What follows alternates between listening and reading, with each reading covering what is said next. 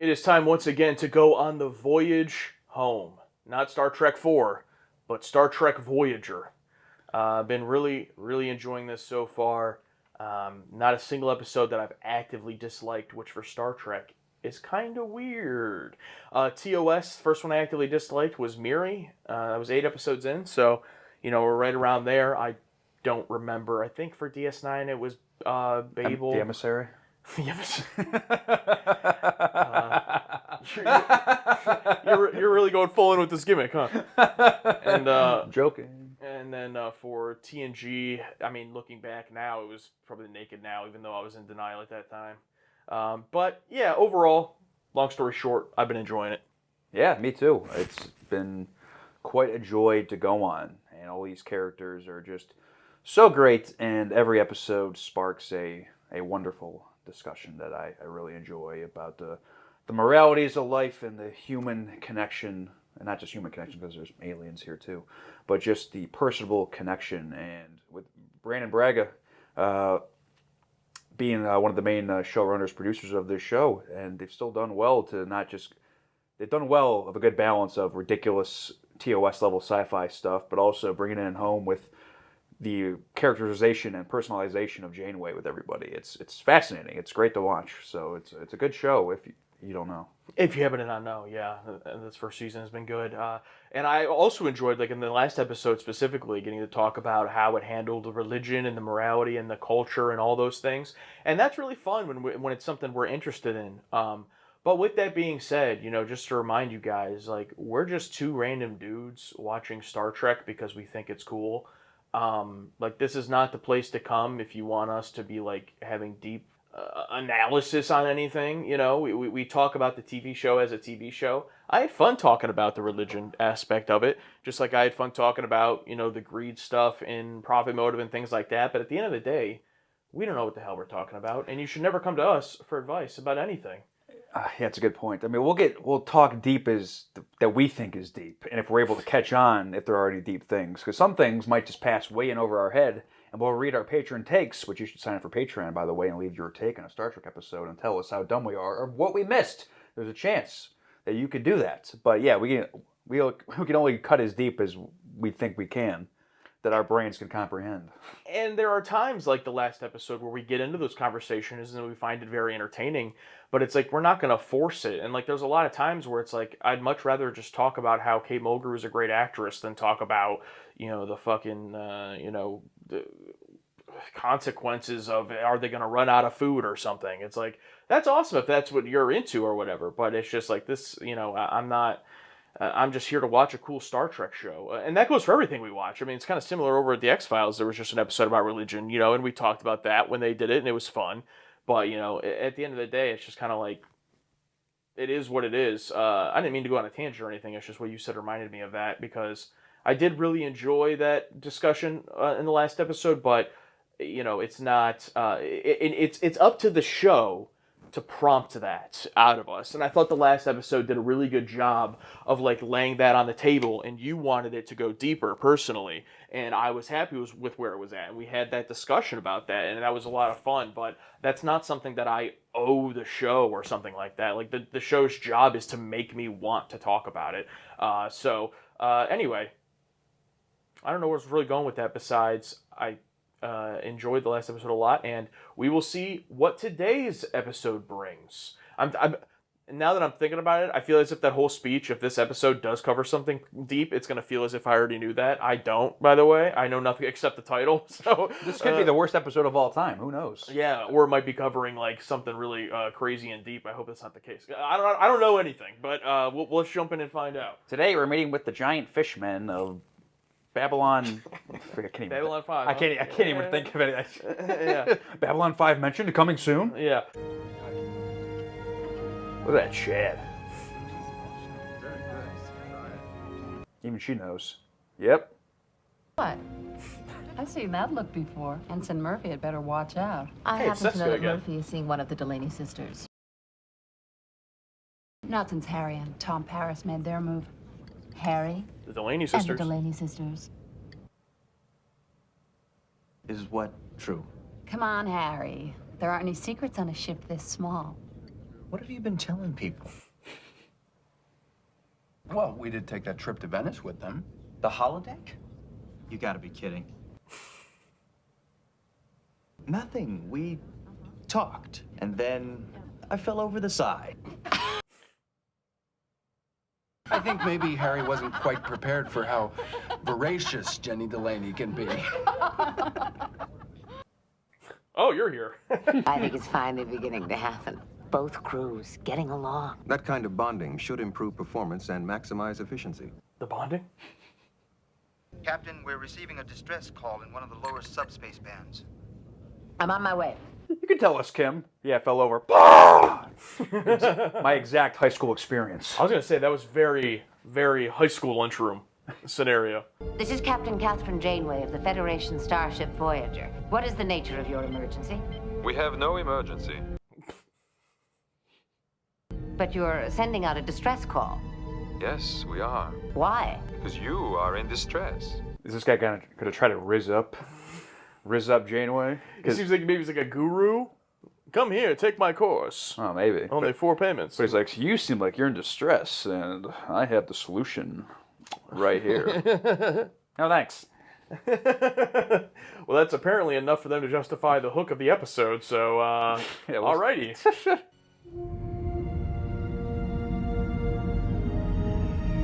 Better not be prime numbers. If I could come aboard your ship, I have gifts for you and a proposal I hope you will find irresistible. Woo! Oh, you know Josh Clark? Yep, that's him right there. Felix. Sakaris. Do you know the planet? Yeah, only stories about their incredible hospitality. Our people are very well traveled. Some of them have brought back stories about the ship of aliens from another part of the galaxy. And I decided to come and Hey, meet Les. you and offer you I'm just thinking respite. about Les. Respite. A vacation, if you will. Shore leave. And the crew would certainly welcome a little shore leave, Captain. Please, please. Sounds like all this would increase performance and maximize efficiency. Don't you think, Mr. Tuvan? Well, Gav, looks like you're getting visitors. We'll set a course and follow you in. I could not be happier. Even though it's like, well, I was going to say, like, what have you been on your mission 2 months? You really need a shore leave? But they went through an extremely traumatic experience, so, and haven't had a break since then. Yeah. It's Farpoint. Can you show me how to operate it? First, you have to initialize the subharmonic mode. Is that Anna de Armas? I want one of those in my house. Play with your cat? Oh, he'd go nuts. Well, I should get back. I think he is But with your trying, bro. permission, I'd like to start organizing teams to gather plants and seeds. Your bun looks just like mine. We'll be glad to assist you in any way, Captain. I don't trust him. I'll find my officers and we'll return to the ship. The assistant Tonight, to the main we guy. are having a celebration here. The assistant. I hope you and your officers will be my guests. We'd be delighted. Get your hand off my goddamn shoulder. May I have your permission to tell others this story? Sure. It's no secret. Harry, don't forget you got a girl, bro. I know a private place where you can tell me all your stories. Oh, who am I kidding? That girl's getting cracked. Stand close to me. Alastria. He's already in the planet's fit. Even if they hadn't got lost, he was still leaving to go into space. Like, why were they together? Anyway. I usually come here when I want to spend time alone, but Long distance never works. tonight it seemed right to bring you. We're now in the setting of the episode The Outcast towards the end. Worf and Riker should appear over there shortly. What is that? The Dawn Zephyr. That might be the plot. The Erisine creates euphoria. I'll say. Alastria is about 2.5 billion times the distance between Sakaris and its sun. 40,000 light years. Now, feel the breeze. How'd they get here? That's some high-tech transporter. We're going back. And I need you to tell me everything you know about that platform that got us here. Yeah, damn. yeah. All right. Oh! Oh, okay. That platform, it's a transportation device, extremely sophisticated. It operates on the principle of folding space. We call it a spatial trajector. We're able to travel to all the planets in this quadrant. How far can it take you? Alastria is at the uttermost limits of its range. Apparently, it's never been used to move anything as large as Voyager. But as I understand the principle of space folding, the size of the object isn't relevant.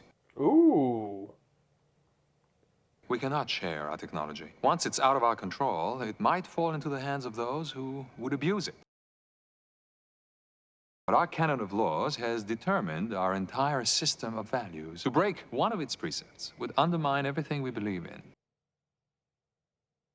I'm sorry, but there can be no exceptions to the law. Why do you have to give them technology? Can't you just let them Use it on them? Like once you send it, we're on the other side. We can't But maybe Harry's saying in order to use it on the entire Voyager, they would need to like have it up on their ship. Oh, maybe, yeah. Because it's not like they could take the Voyager down and place it on the pad. All right. Even if that's as far as we could go, it would still knock about 4 decades off our trip.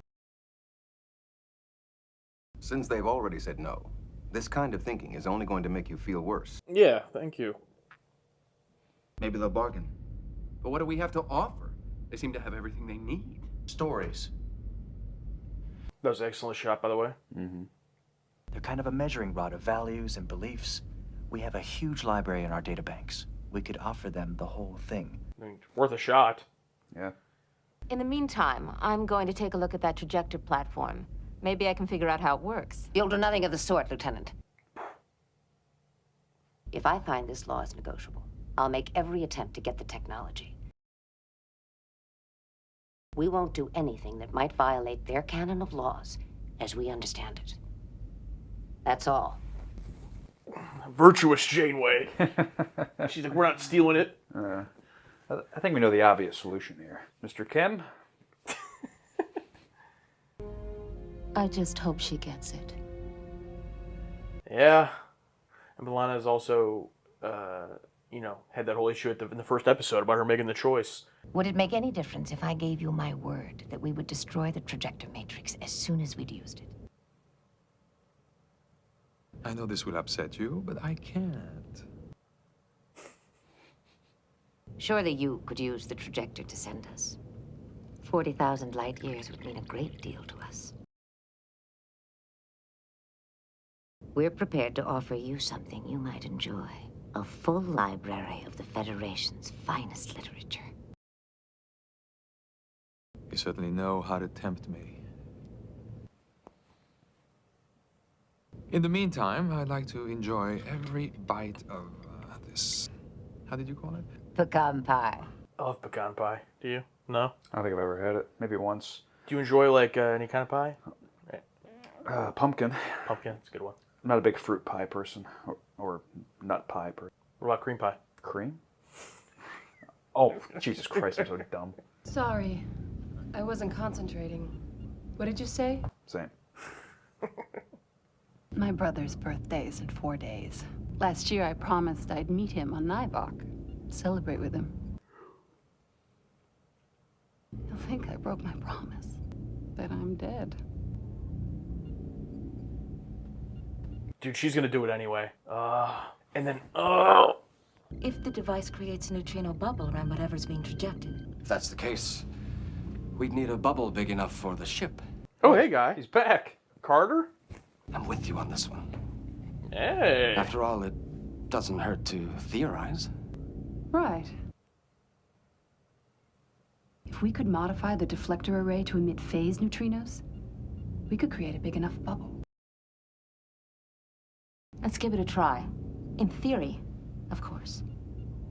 Hard cut. He's in Janeway's office. You'll never believe what Torres is doing. You think so? I'm thinking they're gonna do something, and Janeway's gonna like have this negotiation basically near completed, and then they're gonna be like, "Oh, you tried to steal it." Yeah. Oh, that's gonna piss me off. There is a great desire here for new stories, and I want to be the one to supply them. So you'd stand to benefit from this arrangement, right? He's gonna act like he wrote it all. Captain Janeway has asked the magistrate to send us 40,000 light years. He won't. He never had any intention of helping you leave here. You must believe me when I tell you this is the only way you will make that journey. Consider my offer. I don't think Captain Janeway is going to go for getting the technology like that. Maybe she will. After all, it's a Sicarian who's making the offer. The captain is only going to deal with an official representative. Bridge to Ensign Kim. The captain can see you now. Just tell her everything you know. Let her take it from there. All right, at least they're telling her. True. I'm not trying to do it behind her back. These two Somehow, are lucky. I have a bad feeling about this. It's just not going to work out. Don't you think that's up to us? What does that mean? It means that we can sit here and let someone make the decision for us, or we can take matters into our own hands. The captain is so infatuated with the Sicarian magistrate, she can't think straight. We can't trust that she's going to make the best decision for all of us. Damn, Cisco, okay. Main responsibility for everyone on this ship is to try to find a way home. Captain Janeway made that clear from the beginning. That's our primary mission. Remember, she was the one in Parallax who brought up a possible mutiny with that other Maquis guy. Yeah, true. Good continuity. Yeah. Good characters. Yeah. What does the doctor think about that? Well, I don't really care. I'm here either way. Well, I don't want to get home because I'll get shut down, and I'm starting to form a conscious and person. The first thing you must do is determine whether or not Gath is willing to use the trajector to help us. If that possibility exists at all, you must explore it. Imagine Vulcan being the counselor, who just speaks in straight-up logic. Fuck your feelings. Yeah, and also, those are the scenes we've been missing between her and Tuvok, Yes, you know? yes. You and I have many such moments to explore. But for how long? I've seen how quickly you get tired of your pleasures. We prefer permanence, the reward of relationships that endure and grow deeper with the passing of time. You would lose those notions if you stayed with us. I think he's just straight up admitting it. Yeah, not good. Not a good defense there, bud. We have offered you nothing but hospitality. Is this how you repay us? With an attack on our beliefs? You're not attacking your beliefs, bro. I was just trying to illustrate the differences between us. I don't enjoy being judged like this. It's very upsetting. Not at all pleasurable. I did everything in my power to persuade you to stay here. Janeway to Voyager. One to beam up. Should have given the middle finger at the last second. Yeah. Yeah, we're stealing the technology. Fuck that guy. Balana, where you at? We've been asked to leave. Aye, Captain. Oh, but now they're gonna be even more pissed because she's just gonna leave. Yeah. We've got crew members scattered throughout both hemispheres. Get them back as quickly as you can, Commander. I think we've overextended our stay here. It'll take us just enough time for them to execute a plan of their own. Right now, our people are still fighting Cardassians, dying for our cause. Settlers in the demilitarized zone are still under attack. She wouldn't know that there's a treaty. Yeah. Good. It's good. But let's be real, they're still fighting anyway. I've been working on the theory that the trajector operates within a neutrino envelope. If that's true, I think we can use it as many times as we need. Until we're all the way home. Just think. By tomorrow, we could be there. All right, let's do it. Damn it, Torres. I mean, heavy peer pressure there. And you're not only just peer pressure in terms of normal social, but like literally they're putting like their grief and their like families and shit on your shoulders. Yeah. Would I fold in that scenario? Probably. And it's not just Maquis, it's also the Starfleet guy, too. Yeah.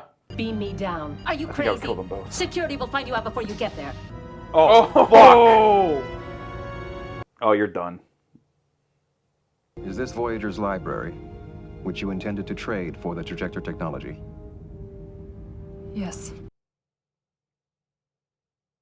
When I attempted to download it, I noticed it had already been accessed. You were going to download it? I will make the exchange with Jarrett Hotel. Oh! He misses his family too. Return to your stations. Do what you can to prepare the ship for the Matrix. Energize. Holy shit! This is huge! How are they going to fix this? I mean, like, resolve this, because obviously they're not going home. I mean, maybe they could go 40,000, but the dynamics between the crew now. Yeah. I mean, if she finds out. That trust is gone. Where's Tuvok? He'll be here. We certainly won't leave without him. Well, what's keeping him? Calm down. Oh, is that him right there? I got it. Oh, it's probably a freaking fake, dude. It's probably not a real thing. Oh, good point. Yeah, Yeah. that guy was obviously an idiot. Yeah. What if it's a fucking bomb? It's working. I was right. It operates within a neutrino envelope. Gives a Voyager a virus. It's malware. Yeah, all those windows start popping up. Once we leave orbit, we lose the ability to traject. We don't have time to test it. We'll have to try it now. Oh my god. Do it. If there are any compatibility Then we problems, can abort. Or just go tell her that you can't leave orbit. We've got a phase variance in plasma conduit 3. I'll have to check it out before we can engage thrusters. When did this problem show up? Just now, Captain. It's only a slight variance. I'll have it fixed in a minute. Just straight up lying to her, by the way. It's not working. I can't compensate for the instability. There's no way to compensate for a field that size. Oh my fucking god. Captain, I'm showing an unstable plasma manifold. We're headed for a breach. Bridge to Taurus. What's happening? We're reading a warp core breach up here. We're on it, Captain. No time to Fucking talk. thing out. Shut down the matrix. I can't. It's not responding. It's fused. Pull it out. Plasma temperature at 43 million Kelvin. Oh my god. Episode 10, Warp Core Breach. I mean, I understand it's probably a more difficult process than just going poof. I can't unlock it. The command matrix is sealed. Where's Riker? Plasma temperature at 50 million Kelvin. There you go. Anti-neutrino bombardment has stopped. Plasma temperature dropping. All right, as of right now, no one outside of engineering and Tuvok knows. You can just keep it a secret. Yeah. But I think another lesson from this episode. Don't trust I aliens. didn't anticipate anti-neutrinos. The trajector could never be compatible with Federation technology. Oh. Start erasing the sensor logs. We can blame it on the phase discrepancy. No. We're not going to cover this up. Are you crazy? We don't have to take the blame for this. But we're going to. You mean take the blame? You fucking did it. We disobeyed orders. Gambling it would pay off. It didn't. And now we just can't pretend like nothing happened. There's no need for this. I'm sorry if you don't get it, Seska. But it has something to do with being able to live with yourself. That doesn't sound like you. That doesn't sound like you. You've changed. If that's true, I take it as a compliment. And that's when she just goes, like, headbutts her. The Klingon comes out for a second. Whoo! It was I who made the exchange, the Federation Library, for the Trajector Matrix. And they still have the library, by the way. But I want you to know how very deeply you have disappointed me. If there are any further transgressions, you will no longer be an officer on this crew. Is that clear? Yes, ma'am. Dismissed. Oh my god, dude. Oh no, I'm not ready for this conversation that's about to happen. I don't think he is either. Well, he can deal with it. I want you to explain to me how you, of all people, could be involved in this.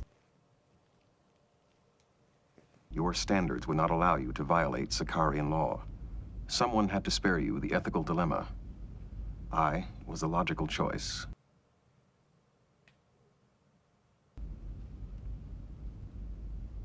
You did it for me. Because you knew I couldn't.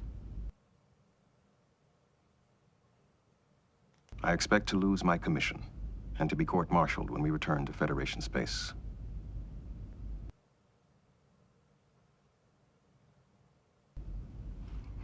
I need you. But I also need to know that I can count on you. You can use logic to justify almost anything. That's its power and its flaw. Bring your logic to me. Don't act on it behind my back. You have my word. My logic was not in error, but I was. Dismissed.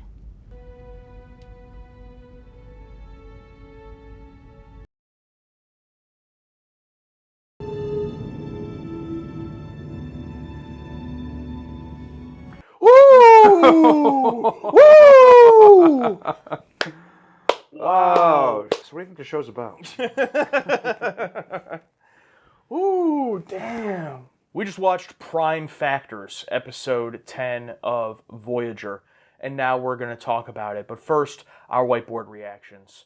And for me, I said, he's dead, Jim, and he is the Wall of Writers meme. And then I gave it a triple S. Triple S? The rare triple S.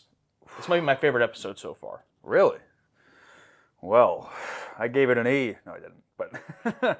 But I said exactly what I want between the characters, and imagine TOS like this, where this premise, Ooh, yes. this premise is very TOS-esque, and in terms of the characters really having problems, it was only really done like this, I'd say, in the Galileo 7, and even then it wasn't really done well. Yeah, we weren't as big fans of that one. Biggest fans of that one. But I'm just picturing, because this is so, on the surface, this is so TOS. I mean, it's literally shore leave in a way.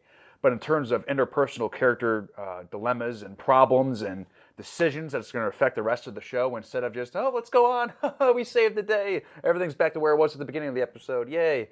Like, no, this is some big, heavy stuff that's happening here, and oh my god, that final scene. Whoo, we could hear a pin drop, the tension, the goosebumps,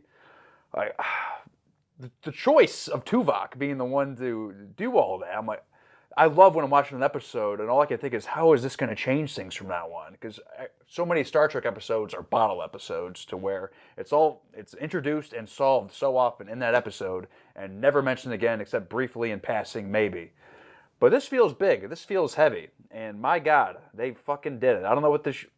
I mean, we've glazed this show to no end, but in terms of, they got it. They get it. They understand. They watched all of our reactions from the Man Trap all the way up to whatever, and whatever episode was right before Voyager, and they went back and they literally, and just like that device O'Brien had in Visionary, they went back to the past, and Brandon Braga, went to himself, oh, you gotta do this, and like, what are you talking about? And then, oh, you take this, and they switch plate, whatever. But no, the show, I enjoy this episode quite a bit. It is great. I love it.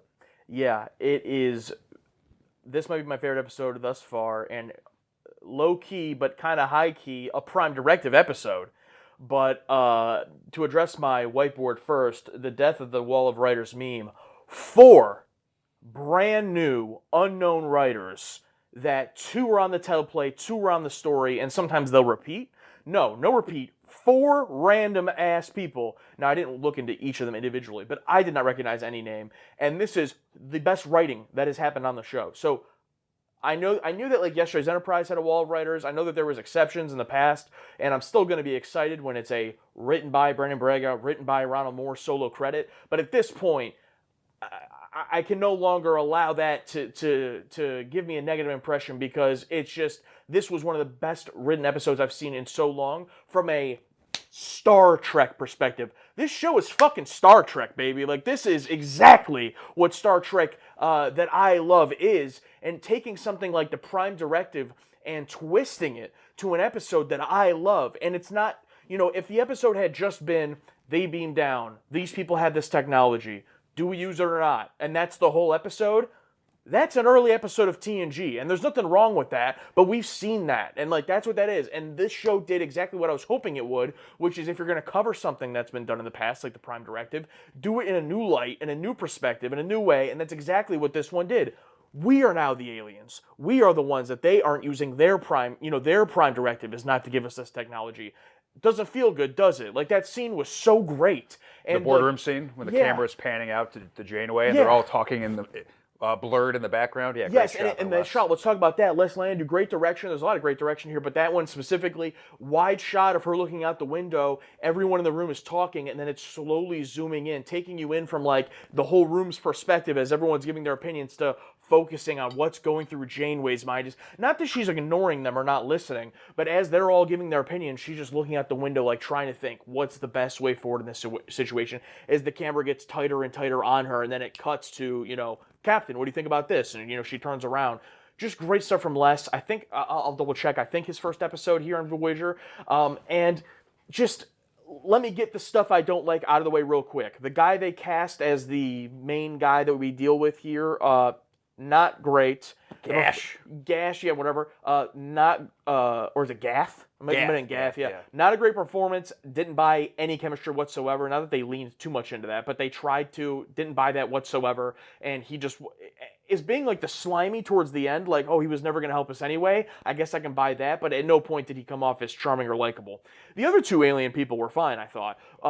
Outside of that, no complaints. That's really the only complaint I would have with the episode. And this is also a perfect situation of like, would I have loved for this to just be we found a random pleasure planet, let's go have a shore leave? Like, yeah, I would have loved that. Like, nothing happened episode. But it's like, that's not just like everything we complain about. It's like, that's not the problem of it in itself. It's like, okay, they went down here, they discovered this technology, then the episode happens. But the episode was fucking good. It's like, if the episode was bad, then yes, I would have complained that, like, we got taken away this shore leave, possibility. But the episode was really good, so that's fine. Like, would I have loved to see that? Do I still have this fascination with one day getting a pure shore leave episode? Like, that'd be awesome. But it's like, A, I'm not expecting that, and B, they did it in such a good way where it's like, the aliens didn't have any type of bad intentions. They weren't trying to, trick them with this technology. It wasn't a lie. When the guy gave them the thing, it wasn't a fake. Like, it was just like everything was done so well. And we'll jump into it piece by piece. But wow, to me, this is a perfect episode. Like, I can't.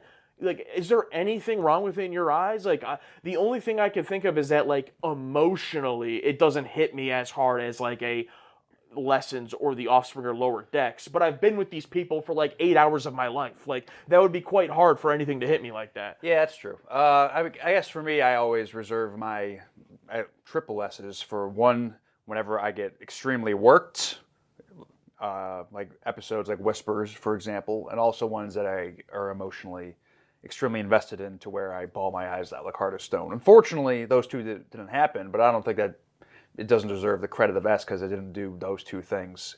It's kind of a weird thing that needs to happen for me to make it an S because not every episode is going to do that. Not every episode's intention should be to do that. Mm-hmm. But in terms of what this episode did, which on the surface, remember this first 10 minutes, I'm thinking, this is going to be a lighthearted, fun episode. Maybe this is what people think about Voyager. It's just, TOS light or Star Trek light. It's Star Trek safe. There is nothing safe about this episode. This episode went deeper than I ever thought it could. And to talk about Star Trek rehashing ideas or shitting on the past or like, TOS is this. It's not that. It goes to where it went, but it goes even deeper. We're flipping the Prime Directive on its head. We're looking at it from the other side. We're dealing with moralities of logic, of principle, of choice. We're actually learning about these people. We have someone like fucking Seska, who I thought was just going to be, just in the background. And the other fucking dude is back as well. Carter, bringing all those people back and deal. It's not just Maquis versus Starfleet, because the other guy was a pure Starfleet guy. Having him be a part of it and really getting into Taurus's brain and fucking Tuvok being involved and using his logic to try to spin it to where he's not a bad guy and he's doing it for Janeway's benefit, and Janeway having to be like, fucking logic, fucking this, but next time, blah blah. I forget the exact word she says. Carrie, not Carter. Yeah, Carrie, like Jim Carrey. I forget the exact wording she's saying, but the fucking shit Janeway has to deal with here. I mean, and Kirk had to deal with some shit, but in terms of the beliefs and interdynamics of his characters, and try to, besides just leading a ship to where no man has gone before, but also having to deal with everyone's different viewpoints on the ship. I mean, the closest we got is probably in Balance of Terror with fucking the guy who was racist against Spock. I mean, that's probably the closest in terms of, hey, cool it. Or maybe every now and then there was a new guy in the chair, like in the Corbinite maneuver, where he had issues with something. But it was very light. Like, this is answering that question of what would it be like in TOS, and how a different crew, how the crew would react to certain things, and how to balance everyone's viewpoints and all that. It was just masterfully done, because it's not just about exploring new worlds or getting back home. It's all these people that we have on the ship, and we have all these actors. Let's fucking use them, and we're using them, and it's great. Yeah, except for Robert Picardo. I was wondering how you'd feel about his complete absence here. That's why I knocked it down to a C. D for no doctor. Yeah, I mean, Kess and Elix are also barely in it, but it's also one of those where I understand this is a basketball team. It's a basketball team sometimes. Not everyone is going to be in at all times. And as much as Kevin loved Robert Picardo, I don't know why I'm making him Kevin Love. Maybe because I like Kevin Love and he's clutch. But he's not LeBron. He's not Janeway, but still good. Kevin Love. Yeah, for sure. Every reference I make always goes back to the 2016 Cavs. Nothing else. Yeah. But it's one of those where like, okay, you're going to be on the bench for this play or for this quarter, but we'll bring you back in next time. We saw it in the previous episode, and he looks sad out. I'm okay with the rotating positions here. Yeah. Because plus it makes sense. I don't want anything to dilute. Like, I don't know if bringing Picardo and another Kess scene is going to dilute from what happened here. Yeah. This felt perfectly laid out. Yeah, no B story. No B story. Yeah, that's fine. For sure. And because the A story was strong enough. And everything you said is spot on. I want to say real quick on the whole Bolana pronunciation. I don't know what it is. I looked it up just now, and it said Bolana, like rhymes with banana. But then I just asked the bridge crew, and they're all saying Bolana. So I'm just going to go with Bolana. That's the one I've been saying. If I'm wrong, someone could... I mean, I don't know. You know what I've been What's saying? weird is I know they say her name in the show, and I just can't retain it. To go from all in one episode, you understand why she has the motivation to want to do this herself and steal it, essentially. Then Janeway turns her down. Then I understand the peer pressure for both Carrie and Seska and folding to that pressure. Even though I don't think she's doing the right thing, I can understand why you would fold in that scenario. I find myself to sometimes be too much of a people pleaser. Maybe I would fold in that scenario. But then I thought it was just going to be, oh, well, now I'm going to be pissed at her, and that's unfortunate. But then for her to have the balls, to gender neutral, to be like, no. Because even I said after it blew up, I'm like, okay, we can just pretend this didn't happen. Like, I was being the Seska, I'm like, we can pretend this didn't happen. And then she's like, no, we got to admit to this. And I'm like, it's like when the character is better than me as a person. That's the best feeling. That is the best feeling when the character is. I haven't experienced something like this. I mean, I think I would have also gone the Janeway because I'm a Janeway simp. I would tell her anything. Yeah. But probably what you were feeling is exactly what I felt in Iborg in terms of fuck this fucking guy. And then towards the end, I'm going, oh man, I was wrong. Yeah. It's like, oh, I mean, I know a lot of people are Iborg. Oh, I should have. It's like, you have to be better. It was a little bit different because it was just a one scene where it's like in that moment, I was like, oh, just cover it up. You don't got to tell her. Like, I don't want anyone to be mad at each other. And then when she's like, no, I have to come clean, I'm like, you're right. So it was like an instant turn, Yeah. And it was so great. And then just... Her line? Whose line? What Torres said. Whose line is it anyway? No, which line? One of the last things Torres said to Siska, like, oh, if I could live with you, I'd be more like you or something. Whatever the line was about saying, like, oh, you're morale. Oh, she's like, you've changed, and she's like, if I have, I take that as a compliment. And you know what I fucking thought of instantly? And I'm sorry, I know they're both Klingon, so it's cliche, but I thought of Heart of Glory, and I thought of you are not Klingon, then perhaps I am not. Here it's different because she's not. She happens to be Klingon, but she's talking about Maquis, being in the Maquis. Even though I love that they never say it. Like, they never say, we're the Maquis, screw the Federation. She does bring up the whole Bajorans fighting the Cardassian stuff, but, like, I love that it's just, like, implicitly there. And, I'm not going to predict the future. I'm not going to say anyone's wrong. I haven't seen the show. But how can that... I feel like that's going to implicitly be there the whole show. Like, they don't need to come out and be like, well, if you remember, I'm actually in the Maquis, but when we got lost a few years ago, it's like, no, it's just implicit. Seska was in the Maquis. Torres was. Chakotay was. So anytime things like this come up, you get it. And that's why when Carrie gets introduced to their little faction, it's so great because he doesn't need to come in and, he says the line where he's like, I'm on your side with this one. But I interpreted that as their own interpersonal problems and parallax between them two. Not him being Starfleet. He didn't have to come in and go, look, I know that I'm Starfleet. I wear the pips and you're the Maquis. It's like, we don't fucking need that. It's like, we know, okay? And it's just like so good that we can see it as, oh, look, it's the Starfleet guy and the Maquis girl, working. But it's like, they don't need to make it a whole thing. 9 episodes in, they already trust the audience more than the other shows do. Yeah, which is just... And again, a part of it has to be that they've learned from those shows, But it's like, we only have 6 episodes left of this season, and I like to judge things on a season basis, that's where we do the season tier list and stuff. And, like, I'm excited for this whole show, but, like, whatever happens, happens. Season 1 is Season 1, and it's like, I'm so excited for the first time since TOS to have a Season 1 that I'm loving so much, It's nuts. I can't believe it. If I had one complaint, I know she's not the senior officer and not in charge, but I needed the scene of Janeway just ripping Siska a new one. You fucking piece of shit. I don't even know if she knows her specifically. I don't know if she knows who helped beyond them because, like, B'Elanna says, like, yeah, there were other people. Did she say Seska? I think she just said, like, yeah, there were other officers involved, but I was a senior one. I don't know if they actually ratted on who individually it was. Yeah, I don't think I said their names. But then, there's so much to talk about, dude. But anyway, so just to finish on the B'Elanna part of it, when she, just looking at my notes, when she comes in and, confesses and all that, I mean, we talked about Kate Mulgrew so much, and it's just like another excellent scene at the end of this episode with her just ripping into B'Elanna rightfully, and it's like, I thought if Janeway had just straight up fired her, I would not have, I'd have been like, yeah, that makes sense. Like, you were the chief engineer. I thought this when she when she hit her comm badge and she lied to Janeway, I thought, did anyone of their own right mind in any crew, TOS, TNG, ever just straight up lie to the captain? Like, I can't remember a time anyone's ever done that. I can't think of it off. Yeah, the like, no. that gets, like, unheard of. Like, the closest that we would come wasn't even a lie, but, like, the whole quality of life data with the transporter thing, where he's like, I turned them off. Like, and then he's like, I expect to be court-martialed or whatever. That's, like, the closest example I could think of. But even then, he was straight up truthful about what he did. It's like, here, she straight up lied to the captain over comms to try to do what she was doing. The one with the clips of the cage with Spock. He is kind of lying in a way to Kirk that whole time. Yeah.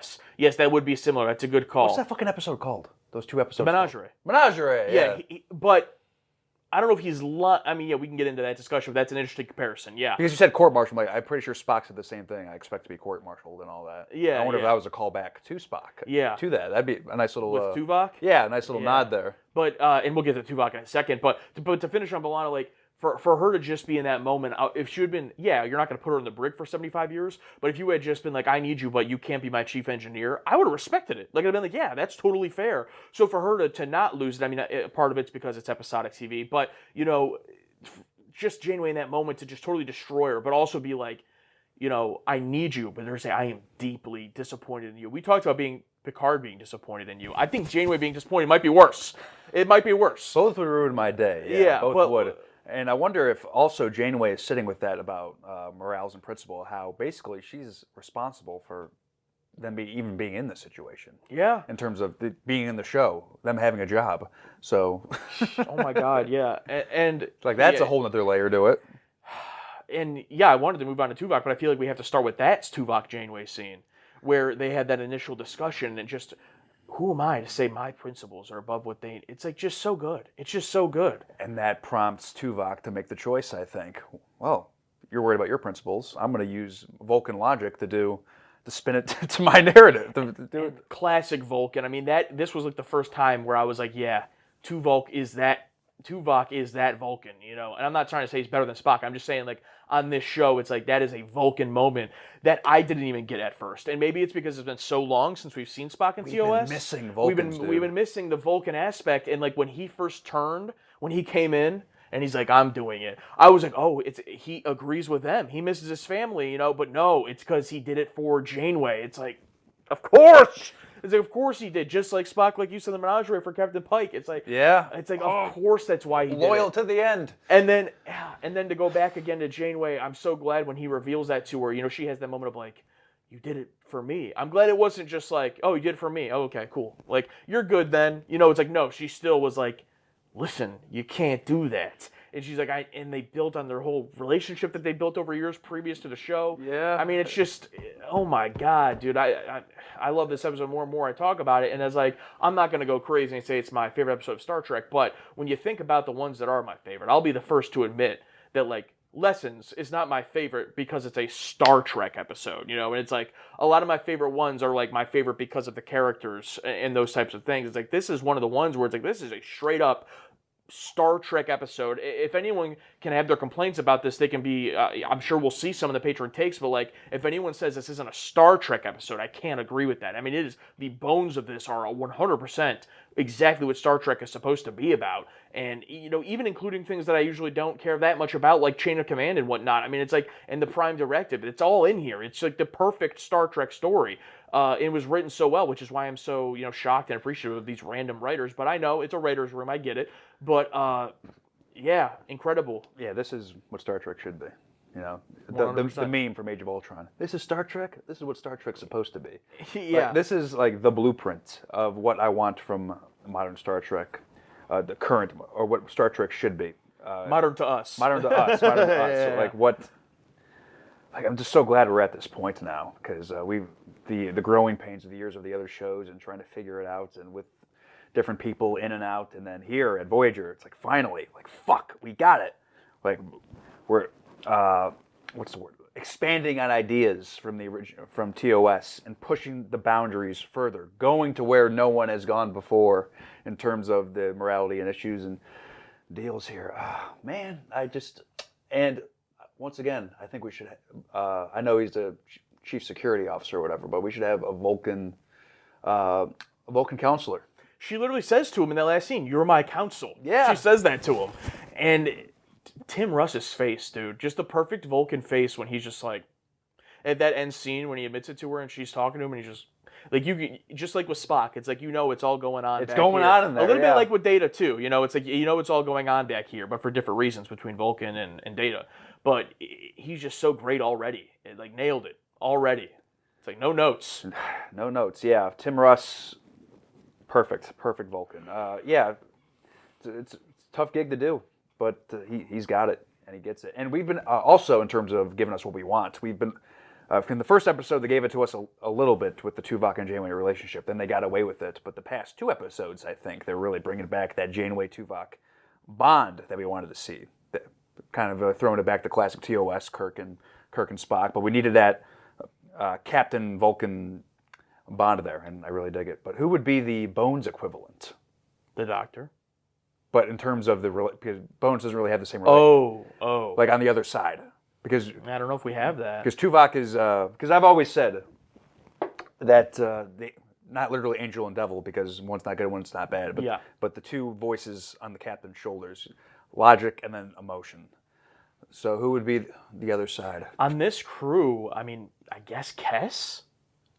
I guess, but they're just really not close. No one's really that close yet. Yeah. It's not Paris. It's not fucking Kim. It's like all she has is Tuvok.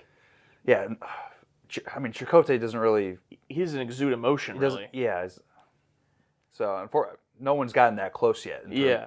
But if anybody, I guess Kes, like I think back to the conversation between the captain and Kes about the Doctor. Yeah. In Eye of the Needle, Yeah. So there's that, but overall... But I'm also glad that it's not just a big 3. It's kind of evenly spread throughout everybody. But I still want close bonds between the people, but not just that and that's it. Like, I want Tuvok and Janeway to have a close one, but I also want Janeway to have a close relationship with everybody. Or also, Paris and Kim, and then maybe Paris and Tuvok. And I want different interpersonal relationships and different dynamics between all of them. Like a very cool, messy spider web of a nice little drama. Yeah, just like how we already got a little bit of B'Elanna and Kim. Kim, yeah. Earlier in the show, and also here the little teasing at the beginning, kind of similar to like the popular girl teasing the nerd at lunch, and it's like they have that little, she calls him Starfleet, he calls her Maquis, so it's like I want more of that. Like we don't really have like Tom and anyone outside of Kim. There's been rumblings of Tom and Kes, but they haven't even been on screen together. We just heard about it. Paris had one scene with Tuvok, I think. I remember that. Yeah, that was a good one at the end of that episode, yeah. Yeah, where it's like, something about making a friend. Well, you have one now. And then Tuvok just... Yeah, I don't care. I'm here to tell you right now. We don't care. How old do you think Tuvok is? He's got to be 100-something, right? That's a very good question. Married for 67 years? That's a very good question, yeah. Probably in his hundreds. Or marriage seems very... ritualistic in terms of Vulcans, because I think Spock was married like probably right after his Ponfar, I think, or as soon as he was able to do his first Ponfar or whatever. Mm-hmm. And then it was like, we're married, but we're not going to do anything. Yeah, to Pring. Yeah, so he could, I guess he could be 80-something. I love the show so far, and if the day after we finish TOS, the series, you said, Josh, sit down and write a pilot for what you want the next Star Trek show to be, I truly think it would have been Star Trek Voyager. Maybe not down to the exact details like you predicted of them being like separated or something, but when you predicted it in the Deep Space Nine conversation. Oh, yeah. But in terms of this is going to be my crew, they're going to be on a smaller ship, even though that Enterprise was also kind of small. But like they're going to be on a small crew doing their own thing, and these are the people I'm going to have on it. Like, this is what we're going to tackle, it would have been this show. And I'm not taking anything away from TNG, and I'm not taking anything away from DS9, because I'm the first to say Star Trek can be anything. Just do it well, and both of those shows have done that with what they do. But I almost kind of feel like this show is the successor to TOS more than TNG is. Like when I was getting into TNG, super excited about it, I thought it was going to be this show. And then I love TNG. It's my favorite show of all time, but it's not a successor to TOS. It became good when it stopped trying to be TOS. Maybe this show can be a good sequel to TOS, and I'm talking about in the spirit, in the bones of the show, in the vibes of it, and that really excites me. Anything else? No, that's spot on. You know what? Maybe have you ever thought about this? That maybe you are Jerry Taylor. You went back in time, and then someone's like, "Oh, you should go by your middle name, Jerry Taylor." And then I transition into a woman. It can happen. It can happen. I mean, everyone knows that your middle name is Jerry Taylor. Well, yeah, but that's obvious. I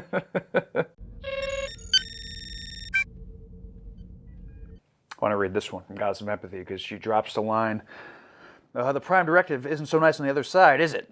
Also, quote, you can use logic to justify almost anything. That's its power and its flaw.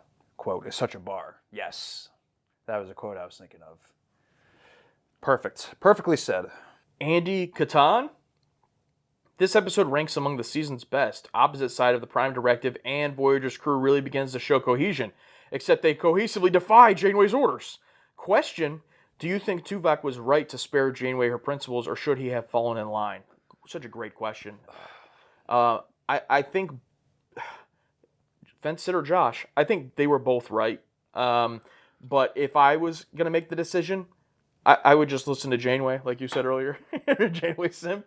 I would have just like, oh, that's what the captain said. Yeah. But I understand what Tuvok did. Yeah, just the word like, oh, I spared you your feelings. I spared you your principles. I spared you your feelings. My initial gut reaction to that is, well, fuck you. You don't need to spare me. I guess. Like, who do you think you are? I mean, that's my initial reaction. Like, oh, poor Al, you and your principles. I'll spare you. I'll spare you. It's like. But don't forget, though, he didn't do it just out of, like, to be kind or something. He did it because he said, you made it clear our mission is to get this crew home, but your principles were in the way of that, so I had to do it. Yeah, but... So it wasn't about sparing her feelings or her... Yeah, but Janeway isn't going to ask, hey, can you do this to spare my principles? So it's a double, I know, yeah, I'm just talking about Tuvok's motivation. Yeah. Like, when you said, who the fuck are you? It's like, I'm the one trying to execute the mission, would probably be his answer. And you couldn't do it, so I did it. Yeah. But at the same time, that doesn't make it the correct choice. Mm-hmm. I wouldn't do that. Yeah, that's the thing here. It's not just black and white here. It's a pretty gray area. Here's an interesting one, the Ninth Doctor. Let's flip the Prime Directive. No, we can't interfere and give our tech to lesser species, in this case our crew. How would you have reacted? Drive on or steal and gamble? I think for me, if I was treating this as a D&D game and I was a player, I'm stealing and gambling. But that's not the right thing to do. So it's like, what's the difference between how you were reacted versus what's the right thing? Janeway's 100% in the right. That's not what I would have done. I'm trying to get home no matter what if I'm in that situation. Now, if I'm on Janeway's crew and she tells me not to, then I'm not. I don't know. When I think about trying to get home, my apartment has this untrained dog that barks all day long, so I'm not exactly excited to get home. And also, I like to play Red Dead Redemption 2, and oftentimes I'll start a playthrough. I'm like, oh, I'm doing a low-honor playthrough, and I just can't do it. Just can't.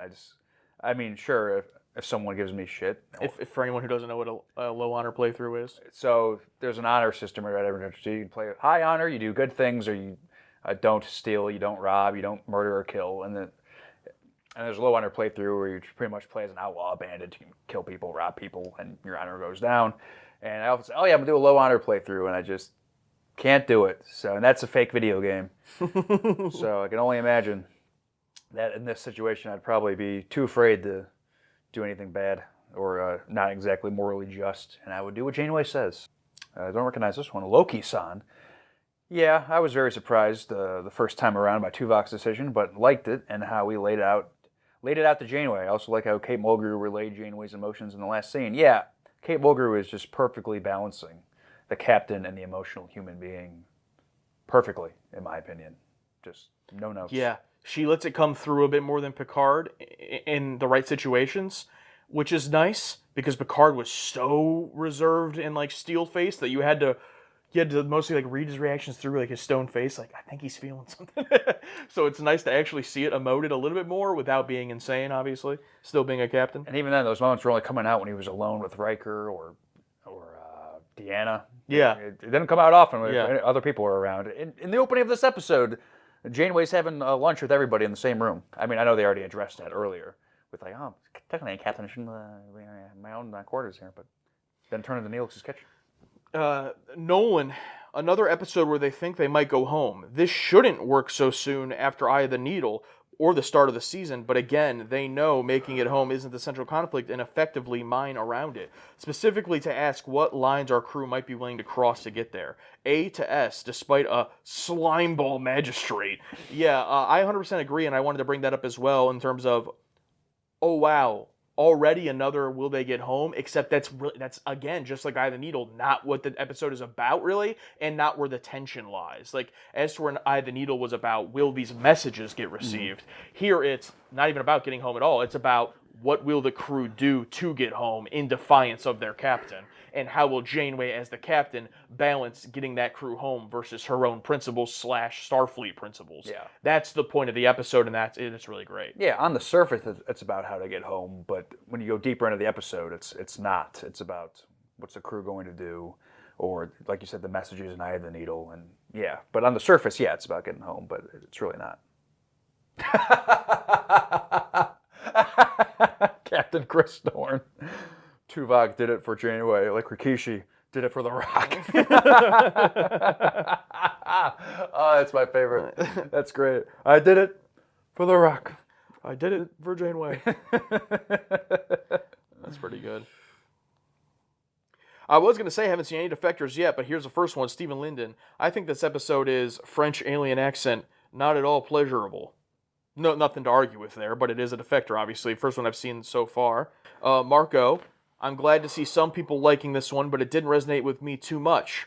From the main guest character to the crew going for the mutiny, it was just irritating to me. I don't want to say it's bad, just that I didn't enjoy it.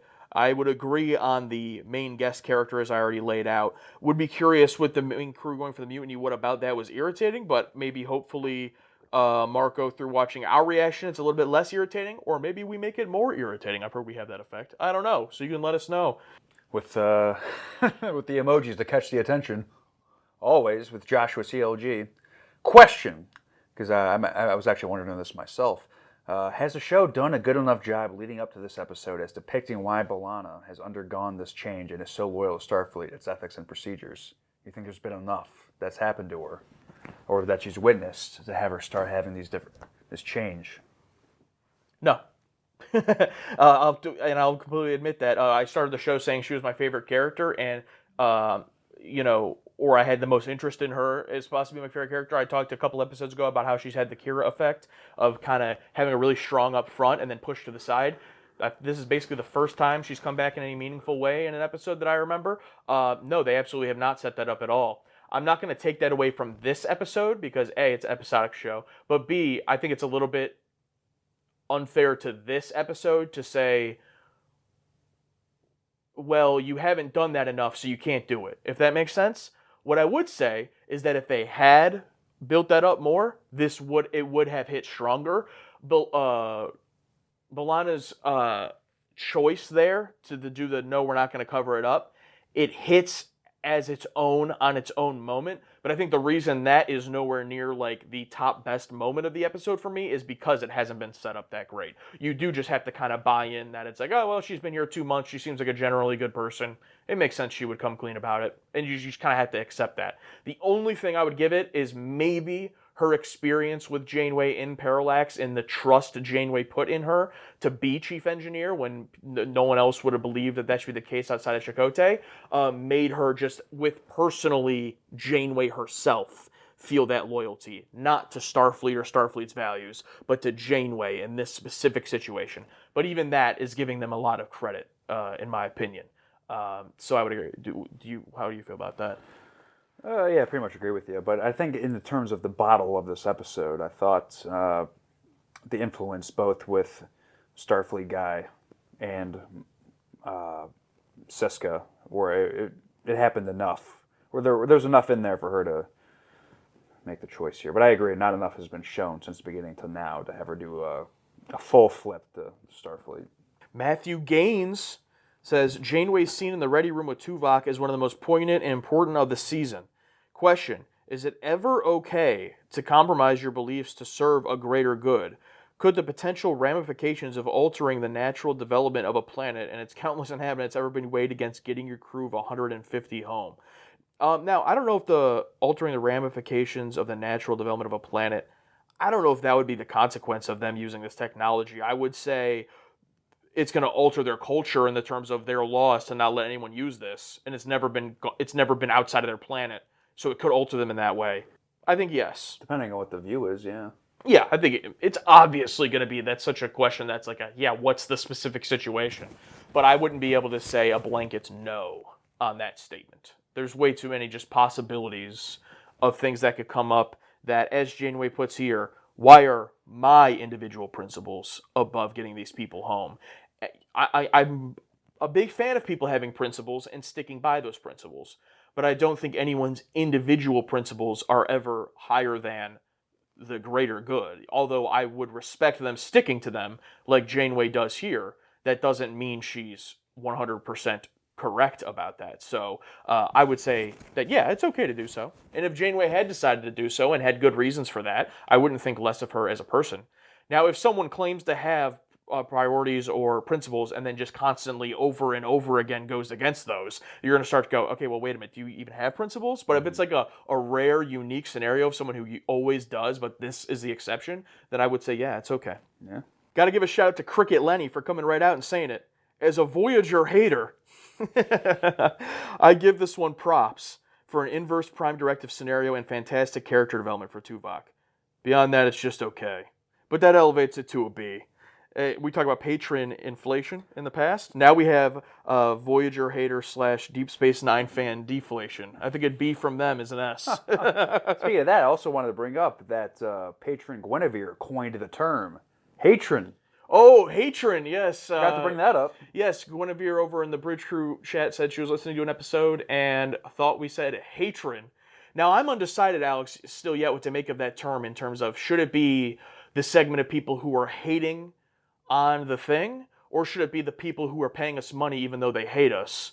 Because I think it could work in either scenario. It could work for both, but my immediate thought goes to the people that hate us, but still pay us the money. But we're not going to call you a hatron without you. We're not going to name it for you. So for those of you out there, we're going to request to be self-ascribed. If you're a hatron and you want to let us know, then we'll refer to you that way. We're not going to put that on anybody because we, of course, would think that every person alive loves us until told otherwise. Ken R. says here, one of the best so far. It's another episode with a solid little story that has the tried and true format of beaming down to a planet and then finding a strange new world and a new civilization. There was no danger this time, but it blends well with the Voyager problem of trying to get home. Good use of Tuvok. What's not to like about this one? Also, Harry seems to have found his role as the one who stumbles into the plot points. It works for him. That does work for him. That's true. Kind of reminds me of Chekhov in The Deadly Years when he walks into that dark building to the dead old couple. Ah! Oh, and then he screams. Yeah, Harry Cube's kind of the Chekhov of this crew in that way. He is, yeah. He just stumbles into all these situations. And he's also the, I guess, whatever character, always stuff happens to him. What character would that be? I guess Troy must suffer, O'Brien must suffer. Something must, even though nothing really happens to him in this one, but he's had he died in the previous episode, so.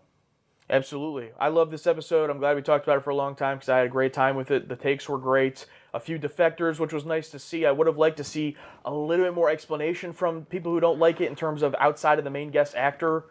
You know, what it was they didn't like, but I'm sure we'll get comments on the reactions and YouTube video for that. So, love this one, but DS9, for whatever reason, just took all of March off, and then Voyager took the second half of March off of 1995. Don't know what was going on that year, but we're jumping a couple weeks in that timeline and returning to DS9 here in April of 95, which we're watching next to finish up both of these seasons in the next month or two. Isn't that crazy? Going a little bit too fast for my liking. Well, we're not changing it. We'll see you then.